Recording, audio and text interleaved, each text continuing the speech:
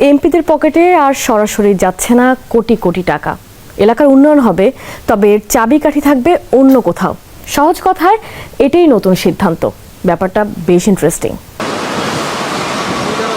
আগে নিয়ম ছিল এমপি সাহেবরা তাদের নির্বাচনী এলাকার উন্নয়নের জন্য প্রতি বছর সরকারের কাছ থেকে সরাসরি একটা বড় অঙ্কের টাকা পেতেন, যাকে আমরা থোক বরাদ্দ বলে থাকি। পতিত আওয়ামী লীগ সরকারের সবশেষ বাজেটেও প্রত্যেক এমপি তাদের সংসদীয় এলাকার অবকাঠামো উন্নয়নে বছরে 5 কোটি টাকা করে বরাদ্দ পেয়েছিলেন। 3টি জেলার সহ ময়মনসিংহের কিছু অঞ্চল সিটি কর্পোরেশনভুক্ত সংসদীয় আসনের 20 জন সংসদ সদস্য ছাড়া বাকি 280 জন 5 বছরে 25 কোটি টাকা পান। এর আগে 2009 সালে আওয়ামী লীগ প্রথম সরকার গঠনের পর প্রত্যেক সংসদ সদস্য নিজ নিজ আসনের অবকাঠামো উন্নয়নে 5 বছরে 15 কোটি টাকা করে পেয়েছিলেন। 2014 ও 2018 সালে বরাদ্দের পরিমাণ ছিল 20 কোটি করে।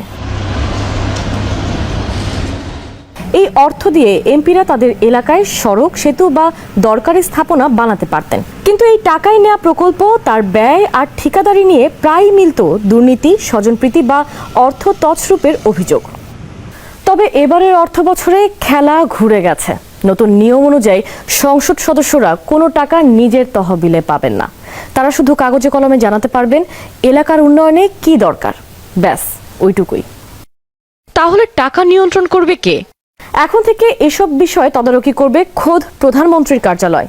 সেখানে তৈরি হয়েছে স্পেশাল সেল, যার নাম সংসদ সদস্যের প্রতিশ্রুতি ও প্রত্যাশিত কর্মসূচি বাস্তবায়ন সেল। এর দায়িত্বে থাকবেন প্রধানমন্ত্রীর অর্থ ও পরিকল্পনা বিষয়ক উপদেষ্টা রাশেদ আল মাহমুদ তিতুমির। তার অবর্তমানে দায়িত্ব সামলাবেন প্রধানমন্ত্রীর মুখ্য সচিব। নতুন নিয়মে বরাদ্দ যেভাবে মিলবে, এমপি লিখিত প্রস্তাব দেবেন, এরপর যাচাই বাছাই করবে প্রধানমন্ত্রীর কার্যালয়ের স্পেশাল সেল। এরপর অনুমোদন পেলে তা পাঠানো হবে সংশ্লিষ্ট মন্ত্রণালয়। উদ্যোগ বাস্তবায়ন হবে মন্ত্রণালয়ের প্রকল্পের আওতায়।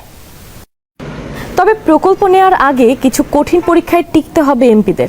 যেমন ধরুন, কোনো এলাকায় যদি অন্য কর্মসূচির আওতায় একই কাজ চলতে থাকে, তাহলে সংসদ সদস্যদের প্রস্তাব গ্রহণ হবে না। বরাদ্দ পেলে কি আসলেই গরিব মানুষের লাভ হবে, কর্মসংস্থান বাড়বে?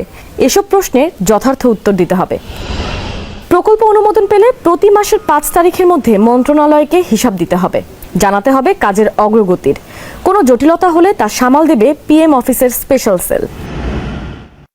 আর মিলবে না শুল্কমুক্ত গাড়ি। নতুন সরকারের এমপিদের জন্য আরেকটি খবর হলো, শুল্কমুক্ত গাড়ি আমদানির সুবিধা আর মিলবে না। আম জনতার মতো সংসদ সদস্যদেরও প্রচলিত দামে গাড়ি কিনতে হবে। এই সিদ্ধান্ত আগেই নিয়েছে বিএনপির সংসদীয় কমিটি। আগামী বাজেটে আনুষ্ঠানিকভাবে এই সুবিধা বাতিল করতে যাচ্ছে জাতীয় রাজস্ব বোর্ড।